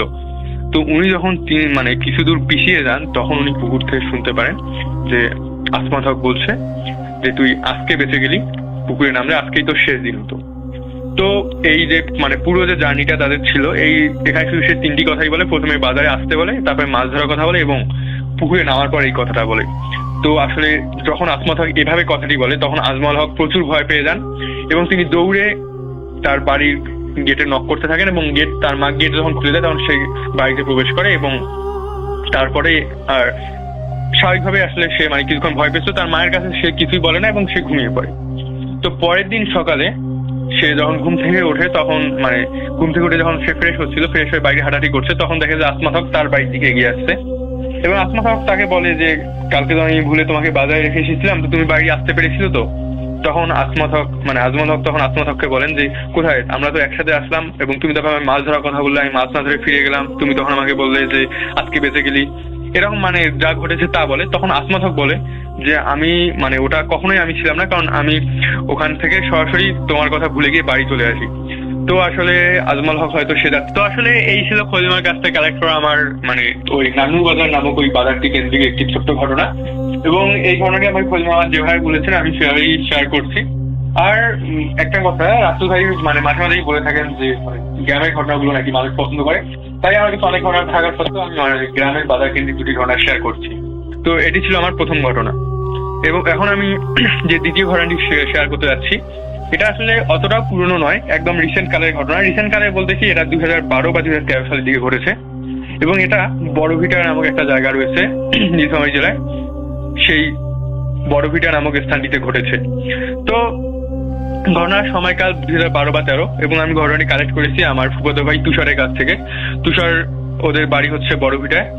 তো ওদের গ্রামেরই একটা ছেলের সাথে এই ঘটনাটি ঘটে। তো ছেলেটির বাড়ি যেখানে ছিল সেখান থেকে মানে যে মেইন বাজার আর কি বড়ভিটার, ওখানে কিন্তু মানে হাইওয়ে রোড, একদম হাইওয়ে রোডের পাশে কিন্তু ওদের বাজারটা। তো সেই বাজার বেশি দূরে না, কিন্তু মানে হেঁটে গেলে ধরেন 10 মিনিট লাগবে, এরকম মানে খুব কাছেই আর কি, 10 মিনিট লাগে হেঁটে যেতে। তো কিন্তু তাদের বাড়িটা একটু মানে একটু গ্রাম, মানে একটু বেশি গ্রাম টাইপ এলাকায় ছিল। তাদের বাড়ি থেকে যখন আপনি বাজারে আসতে যাবেন তখন তাদের বাড়িতে মানে বাড়ি পার হয়ে মানে তাদের গ্রাম যে রয়েছে সেই গ্রামটি পার হওয়ার পরে একটি অনেক বড় পুকুর রয়েছে, এবং পুকুরের পরে একটা প্রাইমারি স্কুল রয়েছে, এবং প্রাইমারি স্কুলের সামনে অনেক বড় ফাঁকা মাঠ আছে। এবং সেই প্রাইমারি স্কুলটি পার হওয়ার পরে মানে একজনের আম বাগান রয়েছে। ওই আম বাগানটা পার হওয়ার পরেই আসলে হাইওয়ে রোড ওঠে এবং সেখান থেকে বাজারে আসতে হয়। তো এই ছেলেটা যার ঘটনা আমি বলছি তার নামটি আমি এই মুহূর্তে মনে করতে পারছি না, তো আমি তাকে একটি ছদ্মনাম দিচ্ছি যে আবির। তো আবির নামক এই ছেলেটি, তার বাবার হচ্ছে বড়ভিটা বাজারে দোকান ছিল। তো উনি কি করতেন যে মানে আবিরের বাবা উনি প্রায় হচ্ছে রাতের বেলা দোকানে থাকতেন, কারণ বোঝেনি তো দোকান, মানে দোকান যখন কাউ থাকে অনেকে দেখা যায় দোকানেই থাকে। তো তার একটি মুদির দোকান ছিল। তো সেদিন আবির বেসিক্যালি যায় যে হচ্ছে বাড়িতে বাজার সদাই নেই, তার মা তাকে বাজার সদাই করতে পাঠিয়েছেন। তো তার বাবার কাছ থেকে আর কি খরচ করে নিয়ে সে বাড়ি আসবে। তো তার বাবা সে একটু ব্যস্ত থাকার কারণে ছেলেকে আসলে শুরুতে খরচ করে দিতে পারেননি। দোকান যখন বন্ধ করার সময় হয় তখন প্রায় রাত আনুমানিক 10টা বা 10:30 বাজে, তখন তিনি আসলে তার ছেলেকে খরচ করে দেন এবং তারপর তার ছেলেকে বলেন যে তুমি কি বাড়ি যেতে পারবে না, আমি এগিয়ে দিয়ে আসবো। তার ছেলে স্বাভাবিকভাবে বলে যে না, আমি একা যেতে পারবো। আবির যথেষ্ট সাহসী একজন ছেলে ছিল। তো সে এরপর যেটা করে, ব্যাগ নিয়ে সরাসরি বাড়ির দিকে রওনা দেয়। তো ব্যাগে তখন আসলে তার বেশ কিছু খরচের সাথে মাছ ছিল অবশ্য। তো এই মাছের জন্য মূলত তার সাথে একটি মানে খুব খারাপ একটি ঘটনা ঘটে যায়। সে যখন হাইওয়ে থেকে নেমে আমবাগানটি পার হয়, আমবাগানটি পার হয়ে যখন মানে স্কুলের মাঠটি অর্ধেকের মতো পার হয়েছে, এরকম সময় হঠাৎ করে সে আসলে নিজেকে ভরশূন্য অনুভব করতে থাকে। মানে তার মনে হয় যে তার কোনো ভর নেই, মানে মূলত মহাকর্ষ বলহীন বা ওজনহীন তিনি নিজেকে অনুভব করা শুরু করেন। এটি অনুভব যখন তিনি করেন তখন তার আসলে মাথাটা একটু ঘুরে ওঠে এবং তিনি এরপর যেটা দেখেন যে তিনি শূন্যে ভাসছেন এবং ভেসে কোথাও চলে যাচ্ছেন। এবং তিনি তখন পিছনে ফিরে দেখেন যে মানে তার হাতে যে ব্যাগটি ছিল সে ব্যাগটি হচ্ছে মাটিতে পড়ে গেছে এবং সবকিছু ছিন্ন ভিন্ন হয়ে মানে বিভিন্ন জায়গায় ছড়িয়ে ছিটিয়ে আছে। এবং এটা যখন তিনি দেখেন তিনি আসলে নিজেকে সামলাতে পারেন না, তিনি সাথে সাথে সেন্সলেস হয়ে যান। এবং তিনি কতক্ষণ সেন্সলেস হয়েছিলেন জানেন না। তিনি যখন তার সেন্স ফিরে পান তখন তিনি তাকে আবিষ্কার করেন যে তিনি একটি মসজিদের সামনে তিনি মানে গেটের সামনে তিনি পড়ে আছেন। তো এটা দেখার পর তিনি আসলে নিজেকে মানে কন্ট্রোল করতে পারেন না। তিনি প্রথমে দাঁড়িয়ে দিক বিদিক কোন দিকে ছুটবেন সেটাও বুঝতে পারেন না। একদিকে আলো দেখতে পেয়ে তিনি সেখানে সরাসরি চলে যান এবং দেখতে পান যে একটি ছোট ঝুপড়ি টাইপের যে দোকানগুলো হয় গ্রাম অঞ্চলে, আপনারা হয়তো অনেকে জেনে থাকবেন যে এমনিতে মানে মাটি থেকে কিছুটা উঁচুতে মানে উঁচু করে দেওয়া থাকে, সেরকম ঝুপড়ি টাইপের একটা দোকানে মানে তখনও 2-1 জন বসেছিলেন এবং সেটি মূলত একটি চায়ের দোকান ছিল। তো সেই দোকানে গিয়ে তিনি সেটি বলে যে জায়গাটির নাম কি, মানে সে জায়গাটাও চিনতে পারতেছিল না। তো লোকটি তখন তাকে যে জায়গাটির নাম বলে সেটি শুনে সে সত্যি রীতিমতো মানে স্তম্ভিত হয়ে যায় যে সেই জায়গাটার নাম হচ্ছে তারাগঞ্জ। তো রাসেল ভাই এখানে একটা জিনিস বলে রাখা ভালো যে বড়ভিটা যে জায়গাটি রয়েছে সেখান থেকে যদি আপনি তারাগঞ্জ আসতে চান তাহলে মানে কিশোরগঞ্জ সদর দিয়ে যাওয়া যায় খুব তাড়াতাড়ি, কিন্তু সেক্ষেত্রেও কমপক্ষে মানে মিনিমাম 1 ঘন্টা লাগে মানে অটোয় যেতে, ওখানে বাস চলে না অটোয় চলে। আর আপনি যদি বাসে যেতে চান তাহলে আপনাকে বড়ভিটা থেকে প্রথমে মানে রংপুর রোডে পাগলাপিড় আসতে হবে এবং পাগলাপিড় থেকে তারাগঞ্জে যাওয়া যায়। সেক্ষেত্রে প্রায় আপনাকে বাসে আসলেও প্রায় 1.5 থেকে 2 ঘন্টার বেশি লাগবে। তো ছেলেটি আসলে এখানে কিভাবে আসলো সে সেটা নিজেও জানে না। তখন সে দোকানওয়ালাকে জিজ্ঞেস করলো যে এখন কয়টা বাজে। তো দোকানওয়ালা যেটা বলেন যে এখন প্রায় রাত 12:30 না 1টা, সেটা আমার মনে পড়ছে না, সম্ভবত 12:30 বাজতো। তো 12:30 বা 1টা বাজে। এবং একটু খেয়াল করুন ছেলেটি যখন বাড়ির পথে রওনা দেয় তখন কিন্তু 10:30 ছিল ঘড়িতে সময়। তো সে আসলে সত্যি ভয় পেয়ে যায় এবং তাকে তখন দোকানদার জিজ্ঞেস করে যে তোমার বাড়ি কোথায়। সে বলে বড়ভিটা। লোকটি জায়গাটি চিনতে পারে, হয়তো তার কোনো আত্মীয়ের বাড়ি সেখানে ছিল বা সে কোথাও আগে সেখানে গিয়েছিল। সে তখন বলে যে তুমি তো অনেক দূরে চলে এসেছো, এখানে আসলে কিভাবে। তো ছেলেটি আসলে সবাইকে বলে যে সে কিভাবে এলো, কিন্তু কেউ তার কথা কোনোভাবেই বিশ্বাস করে না। এটা বিশ্বাস না করার কারণ পরে সে দোকান থেকে একটি বিস্কুট কিনে খায় এবং তারপরে সে দেখে যে একটি মানে সিএনজি টাইপের একটা কিছু মানে সে একটা সিএনজি তার সামনে এসে মানে ওই দিক দিয়ে যাচ্ছিল। তখন আসলে ওই দোকানে যে 2-1 জন লোক ছিল তারাই আসলে সিএনজিটি থামিয়ে দেয় এবং জানতে পারে যে সেই সিএনজিটা জলঢাকা যাবে। তো জলঢাকা যেতে গেলে কিন্তু বড়বিটা পার হয়ে জলঢাকা যেতে হয়। তো তখন তারা আসলে তাকে সেই সিএনজিতে তুলে দেয় এবং বলে যে ঠিক আছে তুমি এখন বাড়ি যাও, মানে তাকে আসলে বাড়ি পাঠিয়ে দেয়। তো সে তারপরে সিএনজিতে করে বড়বিটা পর্যন্ত চলে আসে এবং বড়বিটা একদম মেইন বাজারে এসে নামে। তখন প্রায় রাত 2টা, না তখন প্রায় রাত 1:30-2টার মতো বেজে গেছে এবং সে বাজারে নেমে দেখতে পারে যে একদম পুরো বাজার ফাঁকা, তেমন কোনো দোকান খোলা নেই, শুধু বাস কাউন্টারে কয়েকজন হয়তো বসে আছে, হয়তো একটা বাস আসবে জন্য। এরপরে তিনি সরাসরি তার বাড়ির দিকে পা বাড়ান এবং তিনি এভাবে বলেন যে তিনি কয়েক কদম শুধু পা এগিয়েছেন এবং এমন সময় হঠাৎ করে তার মাথাটা ঘুরে যায় এবং সে চোখ বন্ধ করে ফেলে এবং চোখ খুলে দেখতে পান তিনি তার বাড়ির আঙিনার সামনে পড়ে আছেন। তো তিনি আসলে তার বাড়ির আঙিনা পর্যন্ত কিভাবে আসলেন সেটাও তিনি বলতে পারেন না এবং তিনি এরপরে তার মা বাড়ির সামনে প্রবেশ করে মা বলে ডাক দেয় এবং তার মা বাড়ি থেকে চিৎকার করতে করতে বেরিয়ে আসেন এবং বলেন যে তারা ভেবেছে যে সে হয়তো হারিয়ে গেছে, এই জন্য তার বাবাকে খবর দেওয়া হয় এবং তার বাবা আসে এবং এখন তার বাবা তার চাচাদেরকে সহ তাকে বিভিন্ন জায়গায় খুঁজতে গেছেন। তো সে কোথায় গিয়েছিল, কি করেছিল, স্বাভাবিকভাবে মায়েরা সব প্রশ্ন করে, তাকে প্রশ্ন করা হচ্ছিল এবং দেখা যায় যে তাদের বাড়িতে প্রায় ভিতরে অনেক তাদের বেশ কিছু স্বজন বা নিকট আত্মীয়রা যাদের বাড়ি আশেপাশে ছিল তারা চলে এসেছে এবং বাড়িতে প্রায় একটা হই রই অবস্থা তৈরি হয়ে গেছে তাকে নিয়ে। তো এটা যখন সে দেখে সে তখন তার মাকে সবকিছু খুলে বলে।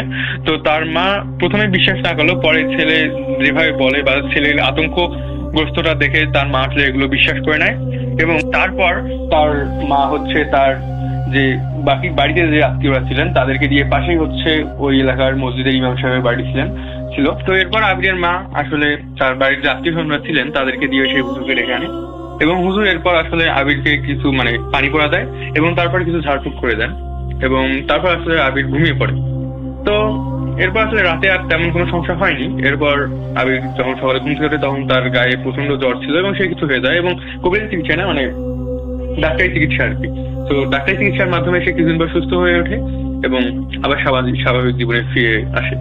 তো এই ঘটনাটি আসলে এত বছর হয়ে গেল, এরপর থেকে আবির সাথে এখন পর্যন্ত আর কিছু ঘটেনি, হয়তো আগামীতেও কোনো কিছু ঘটবে না, আমরা সেরকমটাই প্রত্যাশা করি।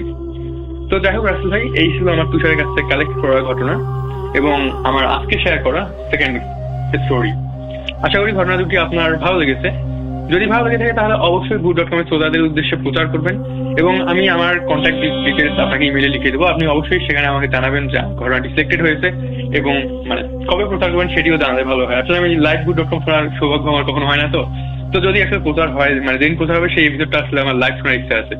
আর আমার কাছে আরো অনেক স্টোরি রয়েছে যেগুলো আমি বিভিন্ন সময় বিভিন্ন জনের কাছ থেকে কালেক্ট করেছি। আমার দাদুর সাথে ঘটা অনেক ঘটনা রয়েছে যেগুলো আমি আমার এসএসসি পরীক্ষার পর পর্যায়ক্রমে শেয়ার করা শুরু করবো। আশা করি সেগুলো আপনাদের ভালো লাগবে এবং সেই স্টোরিগুলো আমি ইমেল করে পাঠাবো নাকি ভয়েস ক্লিপ করে পাঠাবো সেটি যদি আপনি জানান তাহলে আসলে আমার জন্য ভালো হয়। তো যাই হোক, সবসময় ভালো থাকুন, ভালো দৌড়াতে থাকুন, মোস্ট ইম্পর্টেন্টলি good.com এর সাথে থাকুন। good.com দীর্ঘজীবী হোক। আসসালামু আলাইকুম।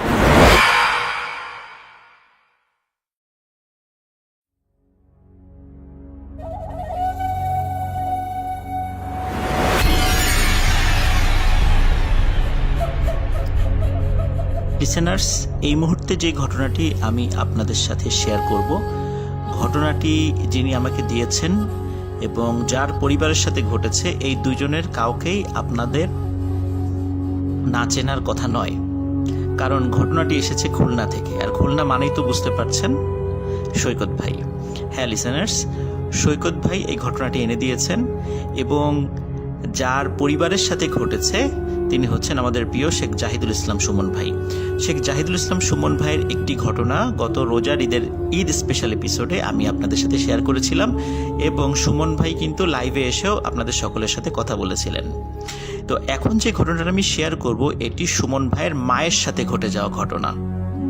ঘটনাটির সময় ছিল 1990 কি 91 সাল। সুমন ভাইয়ের বাসা হচ্ছে খুলনা জেলার রায়েরমহল এলাকায়। সরাসরি ঘটনাতে চলে যাচ্ছে। একদিন রাত্রে সুমন ভাইয়ের আব্বা এবং আম্মা কথাবার্তা বলার একটি পর্যায়ে দুজনের মধ্যে উত্তেজনা বিরাজ করে এবং কথা কাটাকাটি করতে করতে একসময় সুমন ভাইয়ের আম্মা রাগ করে ঘর থেকে বেরিয়ে যান এবং যাওয়ার সময় বলেন যে আমি সুইসাইড করব। একথা বলে ঘর থেকে বেরিয়ে যান। তো সুমন ভাইয়ের আব্বা বিষয়টি আসলে ওইভাবে কোনো গুরুত্ব দেন নাই, মনে করেছে এমনি হয়তোবা রাগ করে ঘর থেকে বেরিয়ে গেছে, হয়তোবা পাশের ঘরে গিয়ে বসে আছে। কিন্তু বেশ কিছু সময় পর সুমন ভাইয়ের আব্বা বুঝতে পারেন আসলেই সুমন ভাইয়ের আম্মা রাগ করে ওনাদের বাড়ির যে এরিয়া সেখান থেকে বের হয়ে গেছেন। উনি চিন্তা করলেন কি ব্যাপার, কোথায় গেল, এত রাত হয়ে গেল। উনি চিন্তিত হয়ে পড়েন এবং পাশে ওনার যারা আত্মীয় স্বজনরা ছিলেন তাদেরকেও উনি খবরটা দেন যে সুমন ভাইয়ের আম্মা তো তার সাথে রাগারাগি করে ঘর থেকে বের হয়ে গেছে এবং যাওয়ার সময় বলেছে সে সুইসাইড করবে। এখন তো আমি তাকে কোথাও পাচ্ছি না, এখন আসো তোমরা একটু খুঁজে দেখো। সবাই টর্চ নিয়ে খুঁজতে বের হন। সুমন ভাইয়ের বাসার একদম পাশেই ছিল বড় একটি পুকুর এবং সেই পুকুরের পাশে অনেক বড় একটি আম গাছ রয়েছে। কথিত আছে ওই আম গাছ কেন্দ্রিক অনেক ঘটনা অনেকেই বিভিন্ন সময় দেখেছে। তো সুমন ভাইয়ের আত্মীয় স্বজনরা কয়েকটা ভাগে ভাগ হয়ে বিভিন্ন দিকে চলে যান সুমন ভাইয়ের আম্মাকে খুঁজতে। এদিকে সুমন ভাইয়ের ফুপু এবং তার সাথে আরো কয়েকজন মহিলা ওনারা ওই পুকুর পাড়ে ওই আম গাছের দিকে যেতে থাকেন। ওনারা আম গাছের যখন কাছাকাছি এসেছে তখন একটা ভয়ঙ্কর দৃশ্য ওনাদের চোখের সামনে ভেসে ওঠে। ওনারা দেখেন সুমন ভাইয়ের আম্মা গলায় ফাঁস দিয়ে আম গাছের একটি উঁচু ডালের সাথে ঝুলছে এবং চাঁদের আলোতে স্পষ্ট দেখা যাচ্ছে সেটা।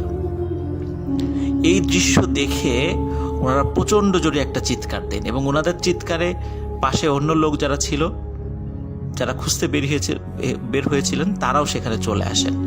চলে আসার পরে জিজ্ঞেস করেন কি ব্যাপার, কি হয়েছে। তখন তারা ঘটনাটি খুলে বলেন। অদ্ভুত ব্যাপার হচ্ছে ওনারা আম গাছের কাছে গিয়ে কিছুই দেখতে পান না, দেখেন সেখানে কিছুই নেই। তখন সবাই তাদেরকে বলে তোমরা তো ভুল দেখেছো, কিন্তু তারা বলে না না আমরা ঠিকই দেখেছি। তাহলে সুমন ভাইয়ের আম্মা কোথায় গেলেন?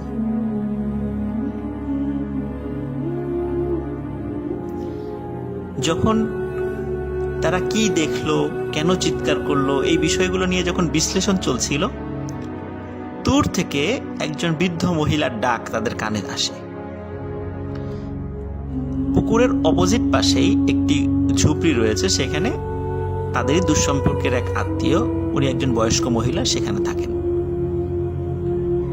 তখন সবাই সেখানে যান, গিয়ে দেখেন সুমন ভাইয়ের আম্মা ওই বুড়ি মহিলার সাথে বসে আছে। সবাই জিজ্ঞেস করে কি ব্যাপার, তুমি এখানে? বলে হ্যাঁ আমি এখানে। তখন বলে যে তুমি এখানে কিভাবে আসলা? তখন সুমন ভাইয়ের আম্মা বলে যে আমি বাসা থেকে বের হয়ে প্রথমে পুকুর ঘাট ধারে যাই, পুকুরের ঘাটে কিছুক্ষণ বসে থাকি, তারপরে আম গাছের নিচে কিছুক্ষণ বসেছিলাম। আম গাছের নিচে যখন আমি কিছু সময় বসেছিলাম তখন মনে হচ্ছিল আমার কানের কাছে কেউ ফিস ফিস ফিস ফিস করে কথা বলছে। তখন আমার একটু ভয় লাগে এবং পুকুরের ওই পাশে দেখি এই চাচির ঘরে আলো জ্বলছে, উনি জেগে আছে। তখন আমি এখানে চলে আসি এবং এসে দেখি যে উনি রান্নাঘরে রান্না করছে এবং ওনার সাথে বসে আমি গল্প করছি। তখন সুমন ভাইয়ের যে আত্মীয়া, যে মহিলারা যারা ভয়ঙ্কর একটি দৃশ্য দেখেছিলেন সুমন ভাইয়ের আম্মাকে নিয়ে, এই বিষয়টি সুমন ভাইয়ের আম্মাকে বলেন। সুমন ভাইয়ের আম্মা শুনে খুবই অবাক হন যে আমি তো আসলে ওই জায়গাটার ফিসফিস শব্দ শুনে চলে এসেছি, নিশ্চয়ই আপনারা ভুল দেখেছেন বা কোনো প্যারানর্মাল কিছু বিষয় আপনাদের সামনে দৃষ্টিগোচর হয়েছে।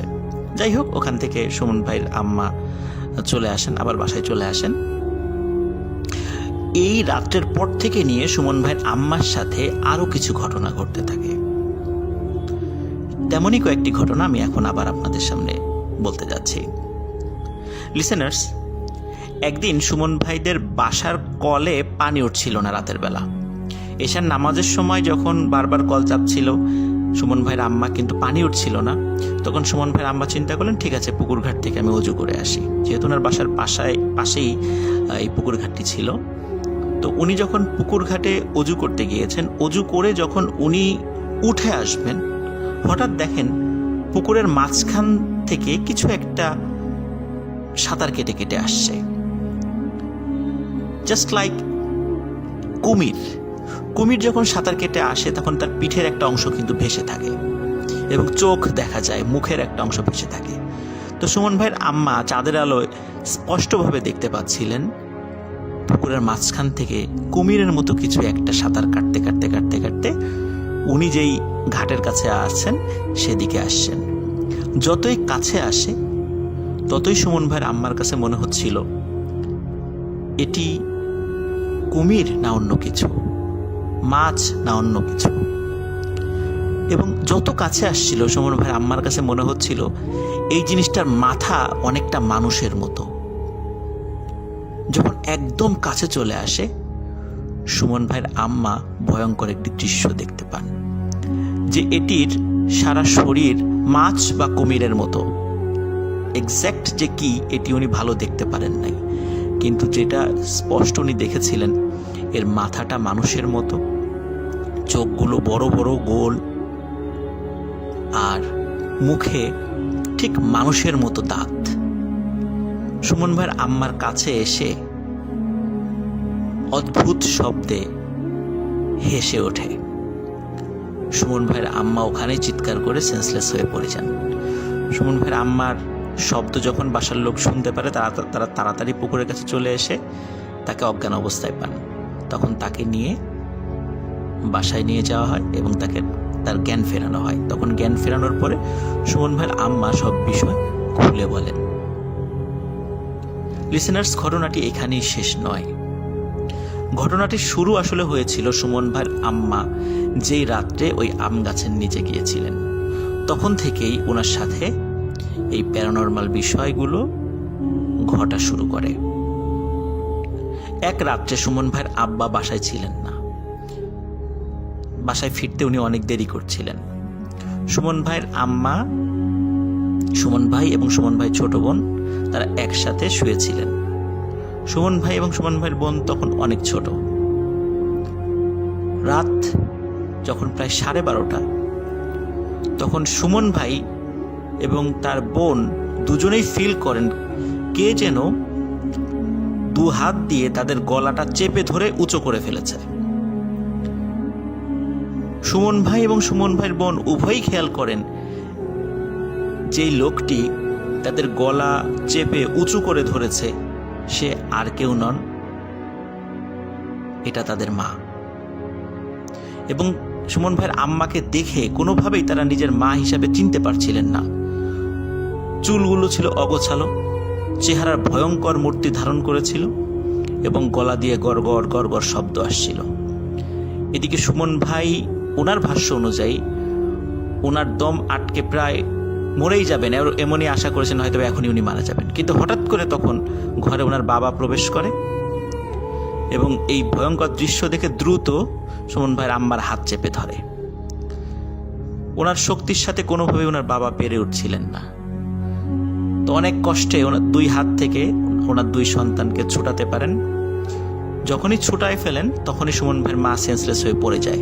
আর তখন সুমন ভাইয়ের বাবা স্পষ্টভাবে দেখতে পান যে ভয়ঙ্কর একটি দানবের মতো ছায়ামূর্তি শাঁ করে ঘরের দরজা দিয়ে বের হয়ে গেল এবং সুমন ভাইয়ের আম্মা সেন্সলেস হয়ে পড়ে আছেন। এই ঘটনার পরে বুঝতে পারেন যে আসলে সুমন ভাইয়ের আম্মা ওনার উপরে ভয়াবহ কোনো কিছুর একটি আছর পড়েছে। রায়ের মহল থেকে একটু দূরে একজন কবিরাজ আছে, সেই কবিরাজের কাছে সুমন ভাইয়ের আম্মাকে নিয়ে যাওয়া হয়। তো কবিরাজ দেখে শুনে বলেন যে যেই রাত্রে উনি আম গাছের কাছে গিয়েছিলেন রাগ করে, সুইসাইড করার ইচ্ছা ছিল তখনই কিছু দুষ্টু জিন ওনার পিছনে লাগে এবং তারাই এই কাজগুলো ঘটাচ্ছে। ওই ব্যক্তির বশীভূত করা বেশ কিছু শক্তিশালী জিন ছিল, তাদের মাধ্যম দিয়ে সুমন ভাইয়ের আম্মাকে এই জিনের আসর থেকে মুক্ত করেন। বেশ কয়েকবার যেতে হয়েছিল তার কাছে। শেষবার যখন যান তখন ঘটে আরেকটি অদ্ভুত ঘটনা। ওই দিন ট্রিটমেন্ট শেষ করতে করতে বেশ রাত হয়ে যায়। রায়ের মহল ফেরার জন্য যে রাস্তাগুলো ছিল তখন তো অনেক রাত হয়ে যায়, রাস্তায় রাত্রে ছিনতাইকারীর ভয় ছিল। সুমন ভাইয়ের আব্বা ওই কবিরাজকে বলেন যে এত রাত্রে যাব, রিক্সা বা অন্য কিছু তো পাওয়া যাবে না, কিভাবে যাব? তখন ওই কবিরাজ বলেন যে আমার বাসা থেকে বের হয়ে যাওয়ার পরপরই আপনারা একটা রিক্সা দেখতে পাবেন। আপনারা ওই রিক্সাওয়ালাকে সালাম দিয়ে বলবেন যে আপনারা কোথায় যাবেন, উনি আপনাদেরকে নিয়ে যাবে। ওখান থেকে যখন সুমন ভাইয়ের আব্বা এবং আম্মা বের হয়ে আসেন, আসার পর সত্যি দেখেন যে একটি রিক্সা দাঁড়িয়ে আছে। রিক্সাওয়ালাকে সালাম দেন এবং সালাম দিয়ে বলেন যে আমরা রায়ের মহল এলাকায় যাব। রিক্সাওয়ালা জাস্ট শুধু মাথাটা কাত করে ইশারা দেন যে হ্যাঁ আমি যাব, উঠে বসেন। সুমন ভাইয়ের আব্বা আম্মা উঠে বসে। সারা পথে রিক্সাওয়ালা কিন্তু কোনো কথা বলে নেই। রিক্সাওয়ালা রিক্সা চালাচ্ছে, কিন্তু স্বাভাবিক যে রিক্সার গতি, মানে পা চালিত যে রিক্সাগুলো, এর যে গতি এর থেকে আরো বেশি গতি ছিল। লাইক এখন যেই ব্যাটারি চালিত যে রিক্সাগুলো আছে এইটার যে স্পিড, এরকম স্পিড ছিল, যেটা স্বাভাবিক পা চালিত রিক্সায় এত স্পিড হওয়ার কথা নয়। এবং রিক্সাটি মেইন রাস্তা দিয়ে না গিয়ে শর্টকাট যে রাস্তাগুলো ছিল, যে রাস্তাতে আসলে মানুষের বিশেষ করে চোর ডাকাতের ভয় বেশি, ছিনতাইকারীর ভয় বেশি, ওই রাস্তা দিয়ে যাচ্ছিল। সুমন ভাইয়ের আব্বা এবং আম্মা স্পষ্টভাবে দেখতে পাচ্ছিলেন রাস্তার বেশ কিছু জায়গায় কিছু দুষ্টু লোক দাঁড়িয়ে আছে, যারা ছিনতাই করার নিমিত্তেই দাঁড়িয়ে আছে। কিন্তু তাদের পাশ দিয়ে রিক্সা চলে যাচ্ছে, তারা ভ্রুক্ষেপও করলো না। মনে হচ্ছিল যে তারা কিছুই টের পাচ্ছে না যে এই পাশ দিয়ে একটা রিক্সা যাচ্ছে, তারা কিছুই দেখছে না, এমনটা মনে হচ্ছে। রিক্সাওয়ালা যখন রিক্সা নিয়ে সুমন ভাইয়ের আব্বা এবং আম্মাকে তাদের বাড়ির সামনে নামিয়ে দেওয়ার সাথে সাথে উনি দ্রুত রিক্সা নিয়ে চলে যান। তো ওনাকে ডাকেন ভাড়ার জন্য, কিন্তু ভাড়া উনি নেননি। প্রিয় লিসেনার্স, এই ঘটনার মাধ্যম দিয়ে সুমন ভাইয়ের আম্মার সাথে ভয়াবহ একটি ঘটনার সমাপ্তি ঘটে। আশা করি ঘটনাটি ভালো লেগেছে। সবাই ভালো থাকবেন, সুস্থ থাকবেন।